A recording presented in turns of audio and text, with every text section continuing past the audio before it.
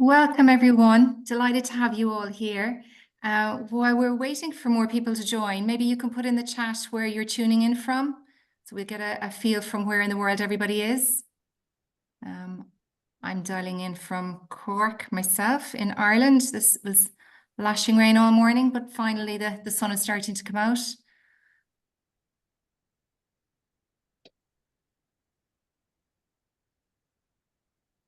I'm sure on the Philippines and Canada, we're definitely touching lots of corners of the world. Southampton, it's fab, and Dublin. Good to see some more Irish connections. North Carolina and San Francisco, Boston, lots of spots. Okay, so thanks everyone again for joining us, and let's get started.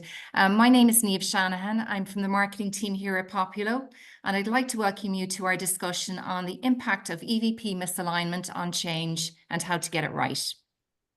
We all know that change is a near constant today, and no matter what our attitude and approach to change is, working in that constantly changing environment can be really, really tough. And most organizations really aren't paying enough attention to how their employees are or should be feeling.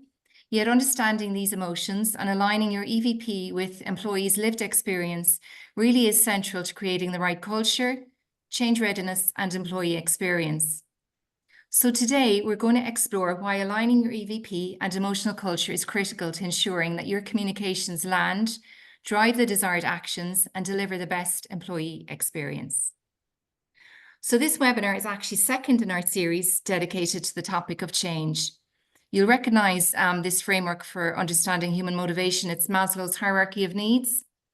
And this theory has long been used in change management to help leaders understand the different elements that need to be in place for employees to get on board with change. We've used this to design our webinar series with speakers from organizations like Integral, Deloitte, Wipro, and Change Oasis to bring expert insights and strategies on how to get change right. So you can use the QR code to sign up for the next webinar in the series, which is on activating change champions for effective communications and adoption.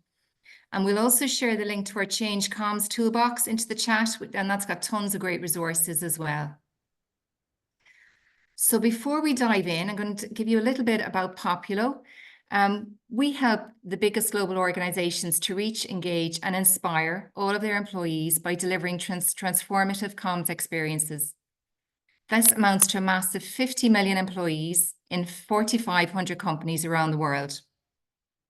With a Populo platform, you can publish and measure targeted, personalized content across channels, including email, digital signage, mobile, Microsoft Teams, SharePoint, and more. And that's all wrapped up with enterprise-grade performance, scale, and security. Okay, so just before we get started, a couple of housekeeping notes. Use of the chat function is really encouraged. Feel free to drop tips, advice, and learnings for one another throughout today's webinar. And if you have any questions specifically for the speakers, please use the Q&A box at the bottom of your screen. And lastly, this is being recorded and we will share with you all afterwards. So now I'd like to welcome our speakers for today's discussion, Joss Mathieson and Leona O'Sullivan. Joss, over to you. Thanks very much, Niamh, for that introduction and welcome. And hello, everyone.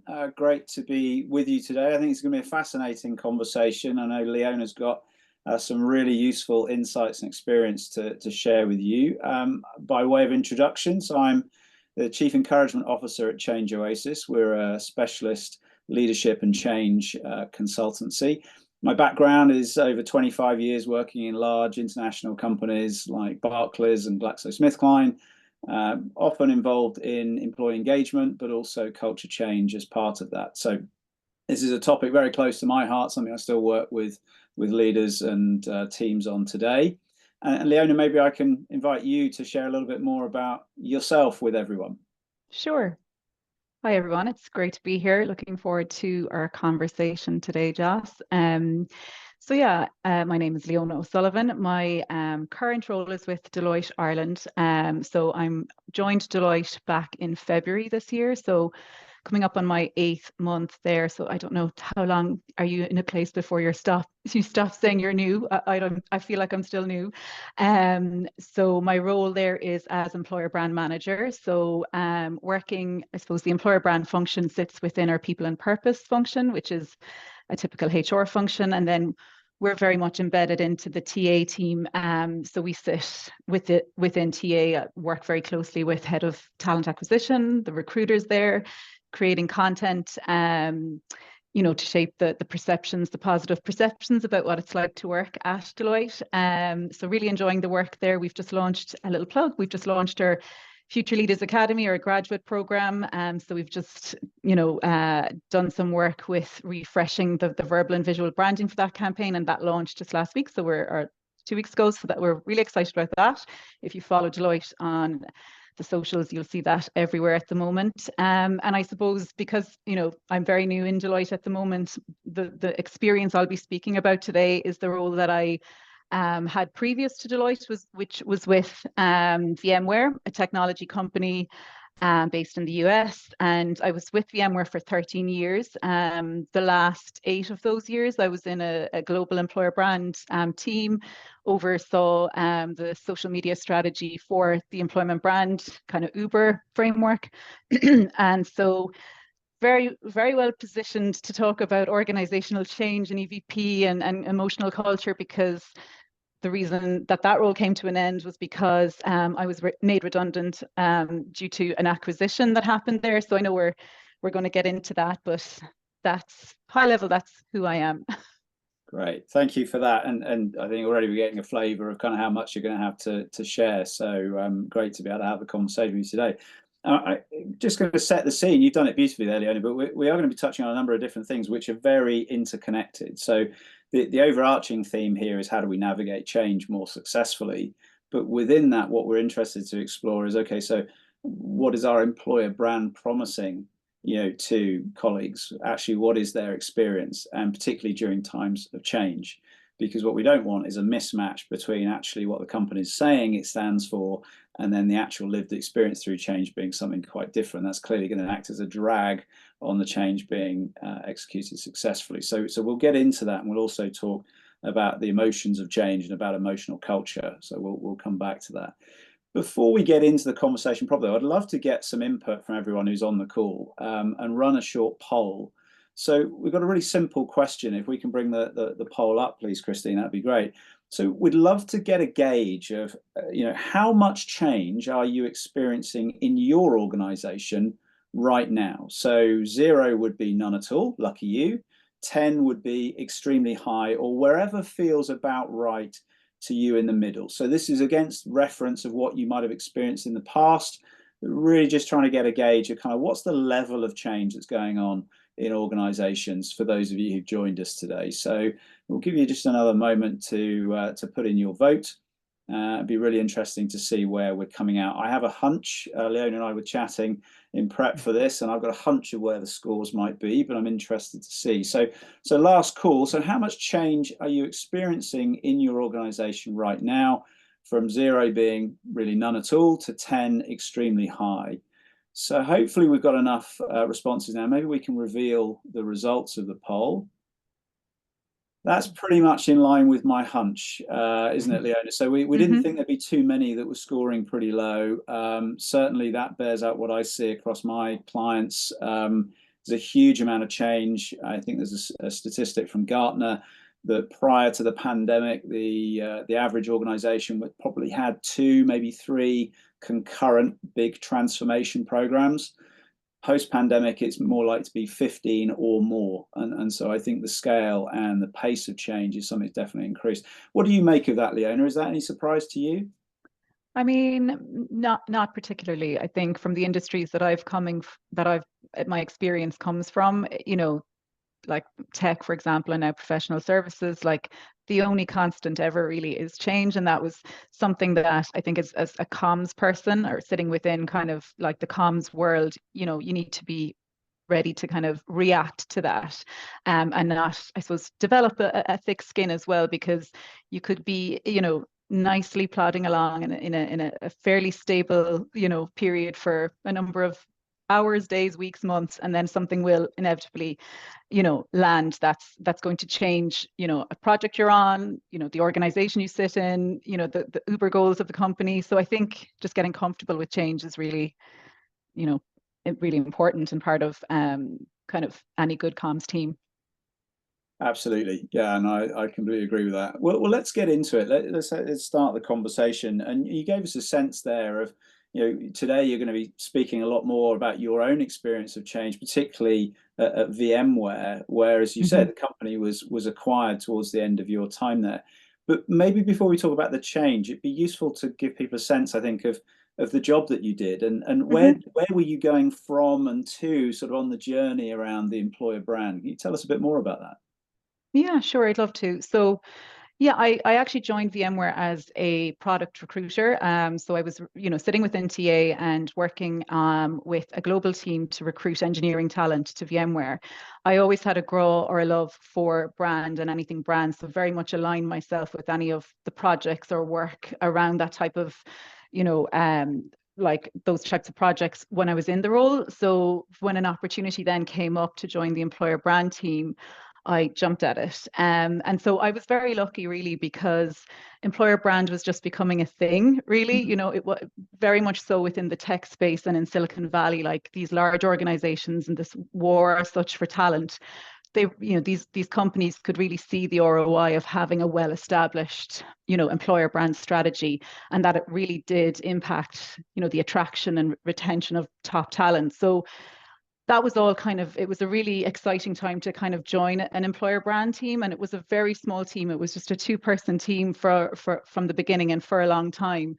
But it was very much in its infancy. And so we worked together then. I guess what was exciting about that was being part of the scale of that team. It ended up being a 9-10-person team by the time the acquisition happened.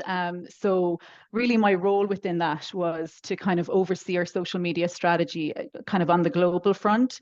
So very much storytelling, content creation, working with our teams internally to, tell the story of what it was like to work at VMware. And I became very kind of obsessed with that, I suppose. Like I just bought into it myself. I felt like, the culture and the set of core values that we had and our North Star EVP, like that really, for me, I believed it. And I really, rode in behind it. So that phrase, like I had totally drunk the Kool-Aid, I definitely was one of them. So I felt like nothing was trite or forced. Like anytime I got to work with somebody on something, I could see that their passion for whatever they were doing within VMware and how that was connected to the bigger picture, I could sense that from them. So whether it was a video or a blog post or, social media, kind of one-off post or a webinar, whatever it was, I always enjoyed the interaction with the people because it really was,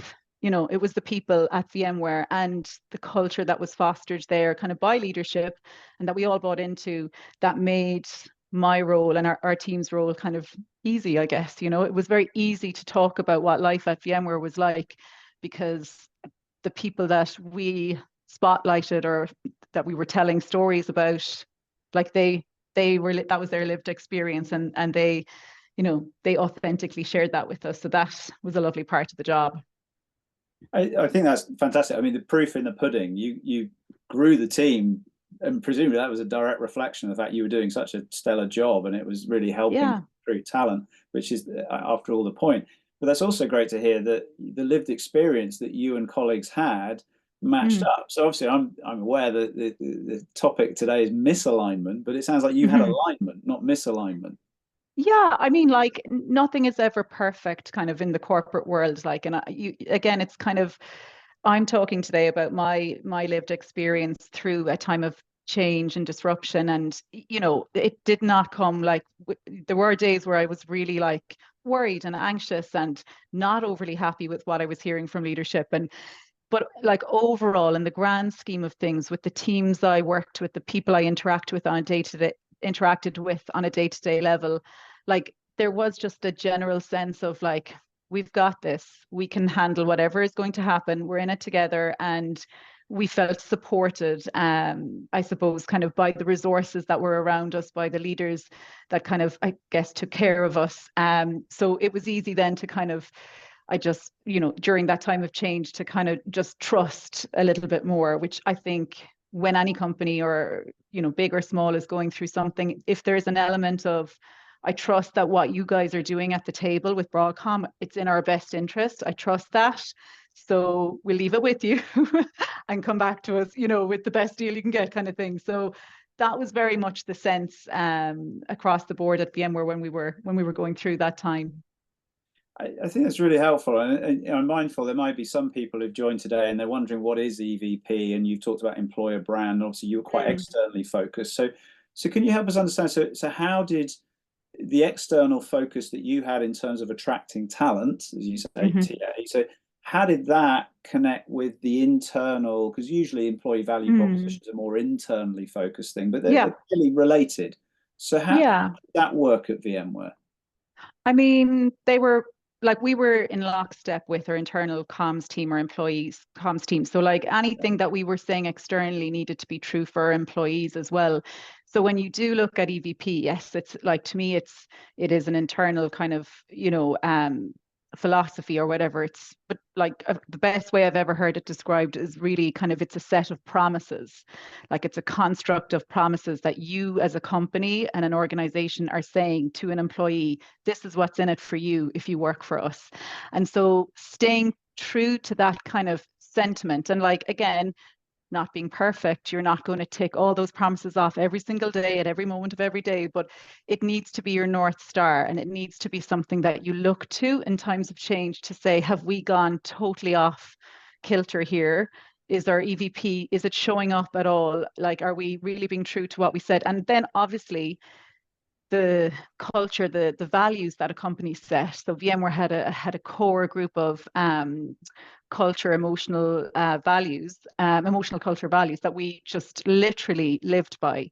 And it gives something to the business and to the employees to kind of hang their hat on. Like, we're saying, these are the things that mean something to us, and we're going to stay true to these. And we could take that messaging and go externally with that, but those are born out of EVP themes as well, and constructs too. So they're both very much connected. One needs to talk to the other. Internal comms people need to understand like what our core values are and how we position that and how we express those externally. And employer brand folks really need to understand the EVP, and when every piece of content you're putting together, what piece of the EVP is this relating to? Like, are we staying true to that? So that North Star analogy and that set of promises analogy, that those to me are kind of what keep me focused when we're, in my current role, even like when we're working on any campaign, is it connected back to what we say we're giving people and what we're offering, our talent? I really like that definition. It's a set of promises. And you made it pretty clear actually in your own experience, and it probably wouldn't have been true for everybody, but for most people at VMware, it came through that actually the promises that have been made were largely followed through on. And I know when we've talked before, you said actually I've been lucky. I haven't seen the other side of it. Certainly not at VMware, and doesn't sound like you've had that experience at Deloitte. I have seen the other side of it, where actually the promise is more aspirational. That this is what we offer. But unfortunately, the culture is one that just doesn't actually reinforce foster it. And the difficulty there is actually you're not creating an environment which people can thrive. They're not all going to be pulling for your company, for the brand that you represent, for customers. There are going to be gaps. There are going to be breakdowns. We'll come on to talk about emotional culture, but what you have in those situations is you don't get the creativity and innovation. You don't get the collaboration. You don't get people going the extra mile, discretionary effort. That's where we see, if you've ever seen the Gallup, global survey results, they suggest that less than 20% of employees are what they would describe as engaged. That's a frightening statistic. Less than 1 in 5 employees are actually fully kind of committed to their work and going the extra mile. But there are organizations that clearly are achieving levels near 80%. And it sounds like VMware, certainly was coming from a place where engagement was high, because you and colleagues were obviously living those kind of cultural values. You were feeling it. It was being reinforced in what you were experiencing around you. Yeah, absolutely. And I think like what happened in that period as well, like we had just like everybody on this call, we all experienced that organizational change when COVID hit. So there was a lot of like I suppose pivoting around kind of work practices and policies, and our content changed, and we went through so much change with that, and we kind of come out of that, and we're in a stable enough period of time. And then this announcement, like I think it was May 2022, this announcement that Broadcom had intended to acquire VMware. Like, so like literally that just kind of shows as well that we just literally didn't catch a breath, and then it was like straight into this. So then it was just, you have nothing else to do in moments like that but just look to what structures and frameworks are put in place to support you, you know, within your role in terms of what we're trying to do and share externally, but also as an employee. Like that's what I gained from it a lot, like as well. It was just that framework, those culture, or EVP, like that all came to life when there was, you know, disruption and change. And that's when, you know, I suppose it works. Like you can kind of default to, okay, let's take a breath and let's see how do we need to approach this, and doing it in a very connected, integrated way with all of the like corporate comms, employee comms, like the cohesive messaging. It should all look and feel the same. If we're talking to our employees internally, how are we talking to our customers? Like it's all connected. So maybe I can build on that. So that's a nice segue into, you know, conversation around change. So Broadcom announced that they were intending to acquire VMware, and ultimately that went through. So how did the employer brand and employer value proposition that clearly been built over a number of years, you created an experience, an employee experience, which lived that North Star you've referenced. How did that help you then as the change set in? Because it's always interesting, you know, when you have, you know, two companies coming together, both of significant size. As you said, over 40,000 people, I think, worked at VMware. So how did the work that you'd done in the years preceding that, how did that help you? How did you use that as you went through this change process? You know, the thing about it was that, I mean, the announcement, it was leaked, right? So at May 2022, I was just about to go onto a LinkedIn Live myself. We had this series running where we'd invite people from different business units to, you know, we go live on LinkedIn, they talk about their role, their company. We were just about to do one of those episodes, and it was leaked on Twitter. And all I kept thinking was the chat now is going to be on fire about this acquisition news, and we know nothing about it. Like we're just here to talk about like our culture. So that moment was kind of a pivotal moment for me. So like there was a sense of keep calm and carry on for a while, and then really, I suppose we felt the impact pretty quickly, because, you know, there was a lot of, like, being within talent acquisition, there was a lot of roles put on hold, and, you know, we were still hiring. There wasn't a hiring freeze, and you could do another webinar on how to attract talent to a company when they're being acquired. That's a different story. That was another challenge. But we defaulted, I guess, to our leaders and our management, and what became pretty clear there was that, you know, the leadership kind of, it wasn't they kind of were true to what we as a culture had established and fostered as well. So the communication from them was very consistent. Even when they didn't have an update, we still gathered, and we still, like, there was a lot of like you know, kind of with the deal itself, a lot outside of our control. Like from a VMware standpoint, there was a lot of regulatory jurisdiction, you know, global. So it was hanging in a balance for a while, which kind of added another, this mightn't happen, this will happen. So there was a bit of that too as well. But even when there was no update, the call would still go ahead, and you'd still hear from them. And there was a layer of vulnerability there that we saw with, well, I definitely experienced it. We had Betsy Stutter, who was our chief of people, I think just did a phenomenal job of kind of guiding us through it and protecting us. And at the time, there was a lot of layoffs happening in tech, and a lot of horror stories, and people just going to log on and they couldn't log on, or you'd get an email to your personal email and you would find out that your role has been eliminated. So like that was kind of drumming up a bit of anxiousness within the employee community. And just remember her one time on an all hands saying, like, somebody brought that up to say, is that how it's going to happen for us? Like, we're just going to wake up and we won't be able to log on. And she was just like, not on my watch, like that's not going to happen, and I'll make sure of that. So like, just the language, the vulnerability, the openness, there was a lot of that from leadership, and it trickled down then into kind of anybody who was a people manager had that open communication and that transparency. Again, in my world, this is what I experienced, like that they kind of followed suit.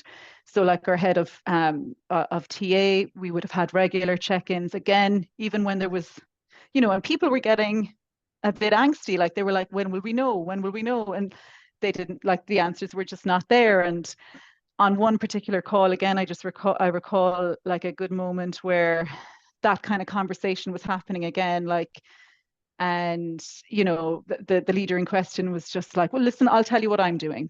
I'm opening my network, I'm working on my CV, I'm meeting people for coffee that I haven't seen in a while, and exploring kind of opportunities that they may have. So we were just all like, okay, this is great. Like, he's being really forthright, really honest. And it's just things like that, I think, Joss, that really kind of helped when the chips are down and when you're in a situation where everything is uncertain and you're still kind of like, we still had work to do. We were still working on campaigns and we were still trying to get through day to day.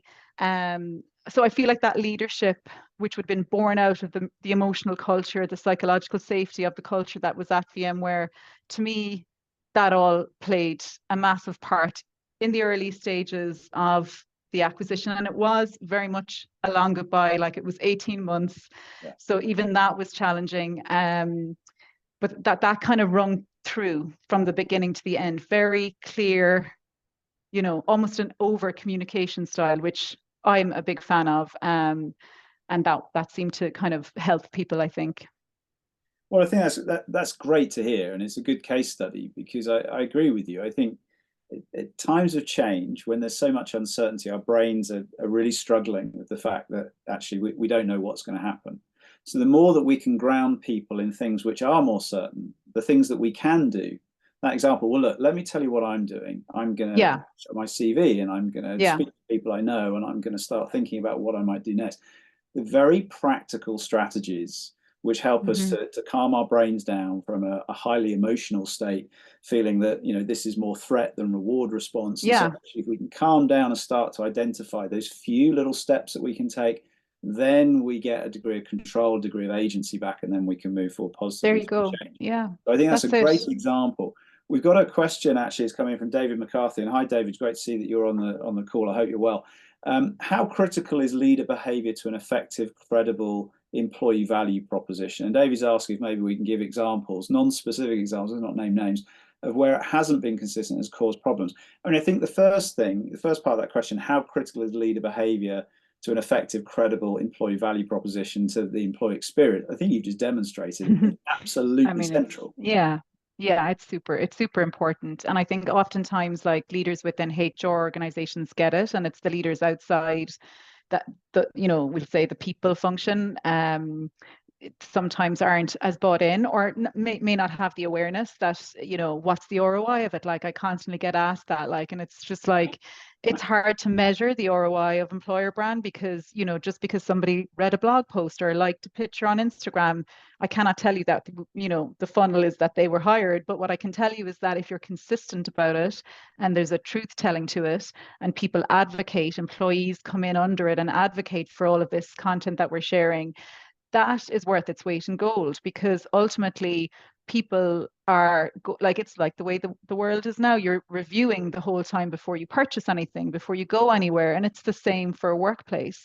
So I've only just done that myself recently. And if I follow, when I was on the job market looking at companies, I could very quickly eliminate the ones that I knew I wouldn't have a culture kind of match with, or a value match with, because they just weren't visible, or their leaders weren't visible. And some leaders are definitely better than others, being very vocal and advocating and posting themselves, we'll say, on LinkedIn or on internal comms platforms. Others, it definitely, it's a skill, like, and it's a learned skill and a muscle you have to work.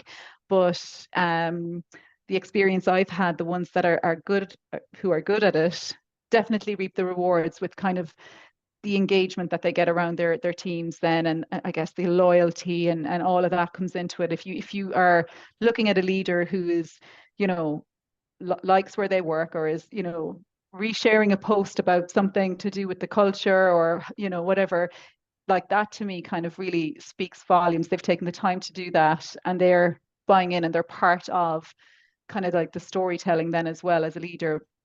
There's definitely folks that aren't great at it, that are at a, you know, exec and high level. Because again, like 10 years ago, it wasn't a thing. Like it wasn't, you wouldn't have seen that as much. It was like the rise of social media really brought that to the fore. But we could all like probably think of people who are very good at it off the top of our head, who are like CEOs or execs or whatnot. And it's those who are very authentic about it, I think, definitely reap the reward of their actions around it. I think there's lots of different ways to be an effective leader, to be a role model. It's not about having a identikit style. So I don't think we need all our leaders to be, you know, robotic and copy and paste and kind just of like, you know, this kind of engaging, charismatic. There are lots of different ways to be effective. I think what's at the core of it, though, and what your examples are highlighting, and the opposite of this is when you don't, is when leaders just aren't human. So that word robotic, I think when they're not authentic, when they're not human, they don't have empathy, they're not vulnerable, they just, you know, it's like an act. You know, I see a lot of corporate leaders who they're in front of the camera, or they're in front of an audience, and it's like they've put their shield on, and it's this performance. And that doesn't feel very authentic to me. And it doesn't feel like that's really representing the EVP. More than that, though, I think is when they say one thing and then their actions are very different. Yeah. I mean, that's when people start to lose trust. You've mentioned the word trust quite a lot. You build up that bank of trust, don't you, when actually you're consistent. I think that's the thing that people appreciate more than anything is, are the leaders consistent? Hopefully positively consistent, not negative. But I think then, you know, you're more likely to build a culture which is modeled by leaders, and then you'll have people wanting to be part of it. You've got to create that. I think the best leaders, in my observation, they don't just have the intellect, what I would call the rational piece of leadership. The best leaders combine the rational, the kind of intellect piece, with the emotional intelligence, with the inspirational component. Why do we want to be here in this organization? Which is kind of that promise that you talked about. Actually, what is the benefit of being part of this? But I think the very best leaders then add something to that, which is the invitational. They make it something that you can be part of. So you have a number of examples there where actually by making it a little bit more tangible, actually invites people to take, you know, a degree of control back through change, actually contribute something meaningful. As you said, it's not easy when you've got this distraction of kind of, you know, 18 months, it's a long road. Is it going to happen? Not going to happen? You've got to keep going. You've got to actually find things to focus on where you can still be positive. Yeah, absolutely. I mean, I agree with all of that. I think that, you know, really, if you're not as an organization selling your culture as a benefit, like you're missing out. And that's done in a way that can be very authentic and can land very well. And oftentimes you'll find that it's leaders that need to drive that. So it's kind of getting them on board as soon as possible, whether it be just with a campaign or just the reason we're doing this is because of this, and we would love you to come in under it and, you know, help, you know, advocate and rise it up. And then you'll find that they kind of get into it and it becomes part of their persona. And, you know, I think that's how I've seen it work really well, when you kind of win them over to say, like, this is why we do what we're doing. And it's almost educating them, like, yeah, we have a brand, this is our corporate brand, and this is what this speaks to. But like, an expression of that is our employer brand, and that needs to look and feel similar, but it's the life here, and we're all humans and we're all people with, you know, a range of emotions, and that needs to be infused into that employer brand for people to kind of want to work there. Well, like for you know, the people you want to work there, like, you know. You want to feel something, you know, you want to connect with it in a way that isn't just in your head. It needs to have some emotional component. So I think that's absolutely right. When we get it right, we see leaders that embody that. It is that the connection is a more emotional one, and we'll come on to talk about emotional culture. Interestingly, Brown has just posted in the chat. So with my clients, we talk about EVP in terms of alignment of what the company says about working there and what your employees are saying. We've done a lot of work to ensure the Glassdoor and LinkedIn and other social engagement are sharing the types of employee stories that Leona mentioned earlier that talk about the culture and how it aligns with employer version. That's great. But maybe vision maybe is what that was, what that means. So I think, you know, that it's obviously striking a chord with people, Leona. I think the other thing I'd like to build on is so practical, I guess, tactics, strategies. What can people do? So in your own experience, you've given some examples of what leaders have done.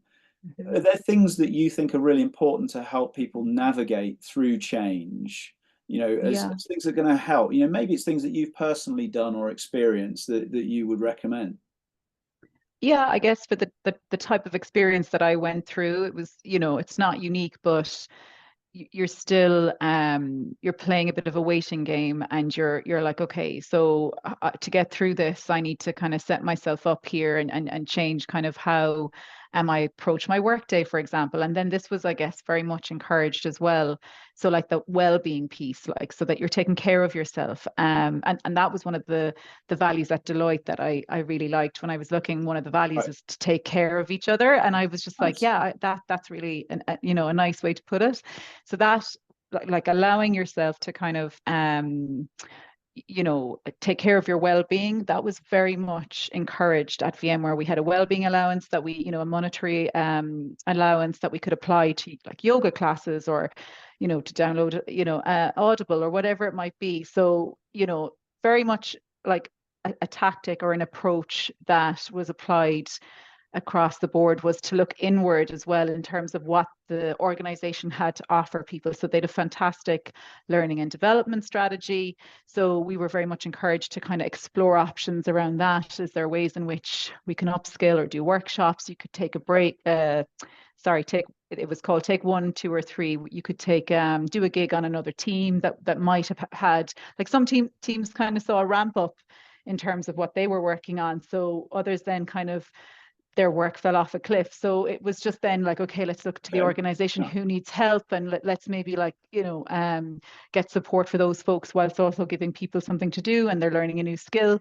So yeah, so that piece was really, that was a core strategy, I think, just that well-being, taking care of one another. And it kind of comes back to that communication piece as well, that checking in. There was very much a sense of everybody was like, are you okay? How are you feeling today? Like, it's a range of emotions, and like just having those kind of check-ins and things like that. So yeah, that's one I can really call out, just those resources. And I suppose kind of looking at that learning and development piece. What can I take from this? What can I learn from this? How can I keep myself busy? And oftentimes in organizations, there is still work to be done, or there is a course that you could apply for, or, you know, whatnot. Sure. So that definitely came into play at VMware as well. Great. We've got another question from David. You know, can you give examples of new channels that either of you have built to enhance employee engagement in change situations? And he says particularly own social channels that drive employee input into how to do things better. So it's an interesting question, actually. Did you, or how did you leverage the channels that you used, you know, as part of your campaigns and to create that connection? How did that prove to be useful through change? I mean, I suppose this is where we would have really worked with our internal comms or employee comms people, and just, you know, funneled through kind of external facing content that was going out and making sure employees were seeing it as well. So just having kind of editorial calendars line up with content so that, you know, your audience internally is seeing what we're sharing externally. I mean, we still had to react to business needs. So there was a lot of kind of niche campaigns, I guess, that we worked on. I don't think there were any new channels that we would have established at that time. I think we just doubled down on our social landscape, our internal comms channels. But we definitely had like more niche, refined recruitment marketing campaigns that were pushed out that included like the collaboration of, you know, kind of wider teams, maybe teams that we wouldn't have worked with prior to the acquisition. So yeah, I think it's just like syncing on what themes and goals and storytelling is right to be doing at this moment. Like everything there was a pause before we did everything, because we were just like, how does this look? Like, we're talking about hiring, but we're like being bought, and potentially there's going to be job losses. So you have to walk this balance of like, is this ethical? Like, basically, should we be doing this? So everything did kind of, we paused for thought and kind of debate on everything that we did. But I feel very proud of the work that we did in those last few months, because, it's still added value, and it's still, kind of kept our skill sets kind of current, and all the rest. So yeah, that might not answer the question, because there were no new channels, but it was more that tactic of coming together on editorial planning. I think that's part of it. Sometimes you don't have the luxury of implementing new channels in terms of platforms, but the way you use them might be different. And you've been very sensitive and thoughtful in the way that you've thought about campaigns and actually how it's going to land with people. So I think that's a good answer. Actually, I think for my side, in my experience, what we've done through times of change is actually leverage our existing channels in a different way, but we've also then introduced things which are more connecting. They're more more around kind of discussion, more around engagement. So it's almost going back to human interaction as opposed to everything being digital. That said, I do think there's a role for our digital channels now, and they're getting better and better and better in terms of the ability to personalize content. So if we're segmenting our audience properly and we're using the technology effectively, the message we give isn't necessarily homogenous on everything for everyone. So there are going to be nuances, and the way that people are impacted is clearly going to be different. So we tend to default to doing a lot of things through the hierarchy, through line managers. That's important because that's often the person we connect with the most. But I think increasingly we can use technology in a way that personalizes the communication that we give to people, the way that we position things, the way that we might respond to questions. So in my experience, actually, one of the best things that I think we've done in recent years is actually looking at streamlining communication to link it back to key themes, key topics, to strategy. And it sounds like you did the same. You talked about North Star, you talked about the elements of the employee value proposition. It has to go through everything. As a signposting mechanism through times of change, I think that can be hugely helpful to people, because again, it's giving them something that's a little bit more certain amongst the uncertainty. So wherever I think you can put things that have more consistency, that in my book's a good thing. I'm going to pause for a second, Leona, because I'd like to run another poll, and if I can ask Christine just to fire this up. So you'll be aware, those of you who've been on the call who either use Populo or are learning more about what Populo does, we'd love to know, would you be interested in speaking with a Populo colleague, a representative, about how developing a transparent and personalized change communications plan can help drive transformation at your organization? Populo have a lot of experience of doing this, work with a lot of clients. So if you're going through this at the moment and you're not currently leveraging Populo to do that, this could be a great opportunity for you. So hopefully you take an opportunity. Would you like to learn more? Yes, I'm in. Or no, not for me at this time. So it'd be great to have your results, and the Populo team will pick that up if you said yes, and they will be in touch with you. So thank you, Christine, for putting that poll up. Mindful of time, Leona, I'd like to come back to something we touched on, which is emotions and culture. And to my mind, this is absolutely at the heart of change. We are emotional creatures. As humans, we feel things, but we don't tend to talk about it in a lot of organizations. Feelings isn't something that's kind of beyond the superficial. How are you feeling?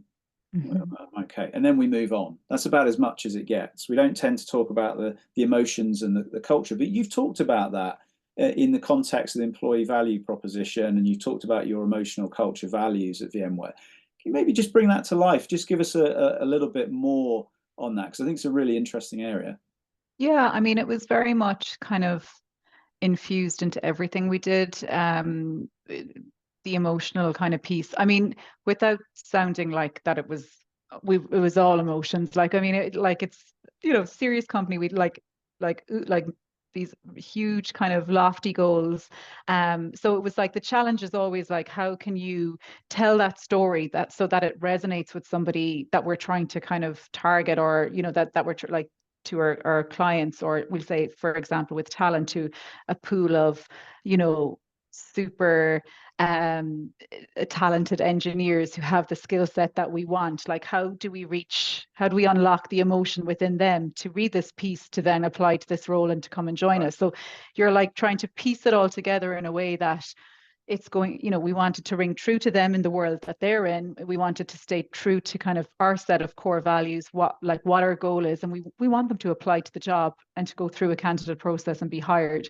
So at the end of the day, you're figuring out the way in which to do that makes the most sense. And sometimes that is light and airy and can be very, emotion led. And then other times it can just be like, let's just talk about the product here. This is what they need to know. They're not going to want to know all this, so you adapt. It's not like a one size fits all. You kind of reflect on what the Uber goal is. You reflect on our culture, that what we foster, like the sense of belonging that was always kind of infused into everything we do. And then we try and tell a story that will reach that audience, but that might look different to the audience on the sales enablement team that we're trying to reach. But there should be a common red thread that speaks to kind of what life is like here, that should kind of be nicely tied up in a bow, which that is what our epic values would have helped us do.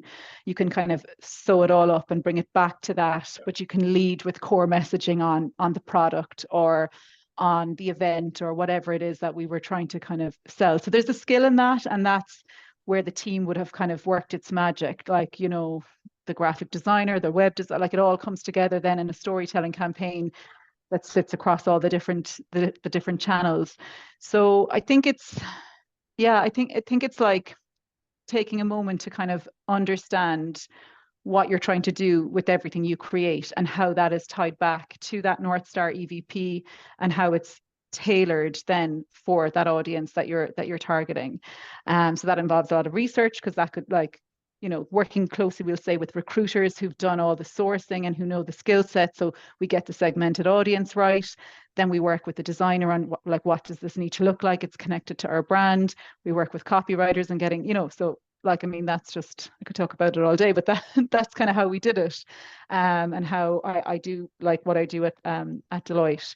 But I'm conscious that sometimes an employer brand function can be just one person, and that person can also be a recruiter, and that person can also like just be the HR function. So, it's not realistic to say that everybody had the resources that we had at VMware, that we ended up with that.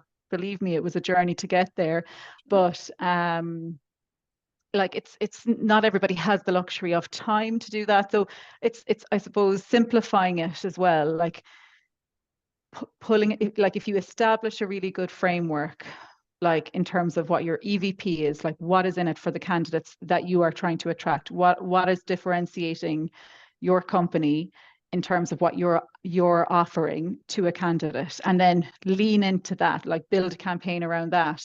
Or you could do that with your core values as well. But I do think like a good employment brand strategy is people-led, is employee-led, actually. It's like the voice of like stand back and let the employee speak about what their lived experience is, whether that's a blog or a video or whatever.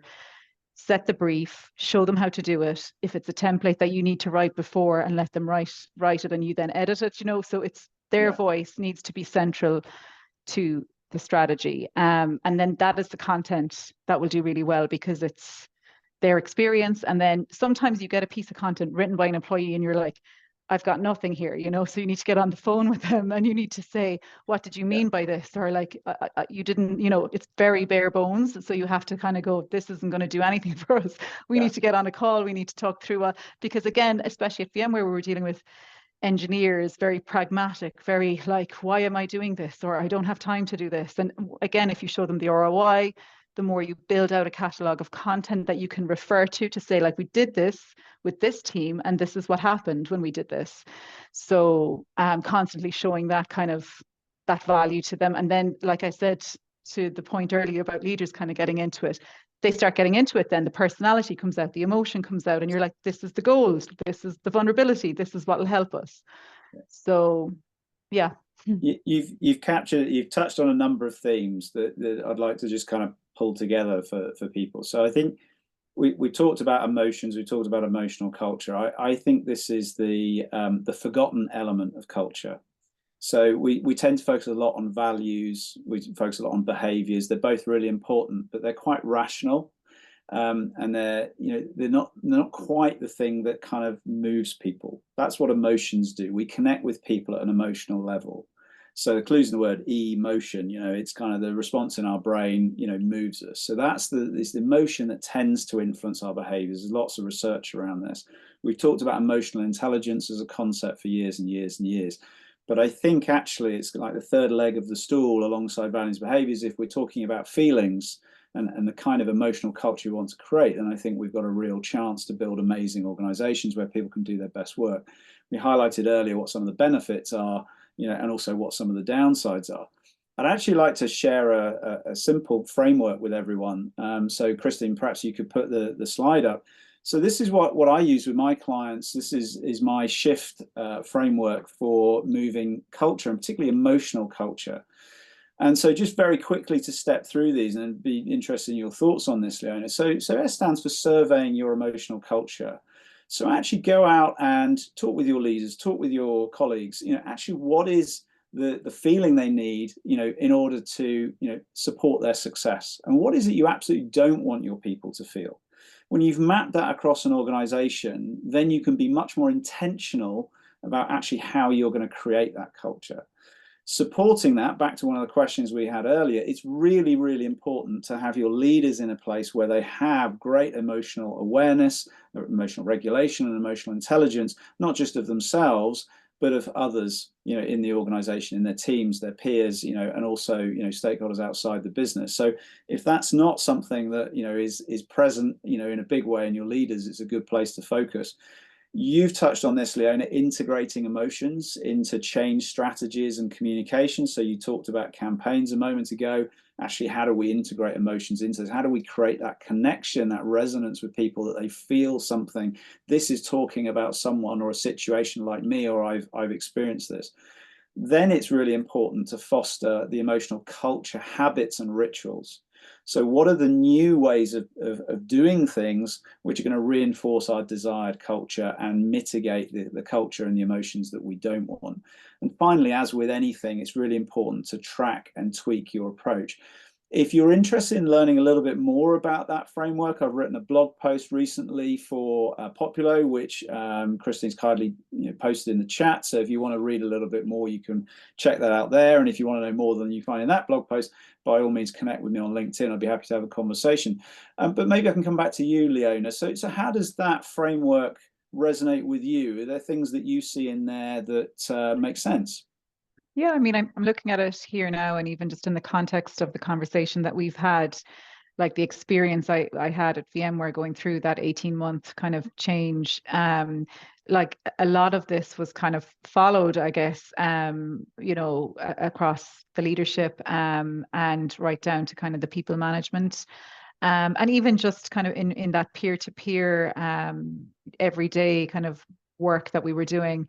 It's just like it's that, like, it's being transparent, it's being real, like showing up as you feel that day, and just saying, do you know what, I've just read something that's thrown me, and I know we have to do this, but before we get into it, can I just like rant or whatever, and we all have those conversations with people, and we all feel better after them, and then you kind of clear the mind, and you're into the body of work that you need to do, and you're doing it in a way that's kind of more productive, I guess, because you were able to have that rant or be vulnerable or share an emotion around how you were feeling.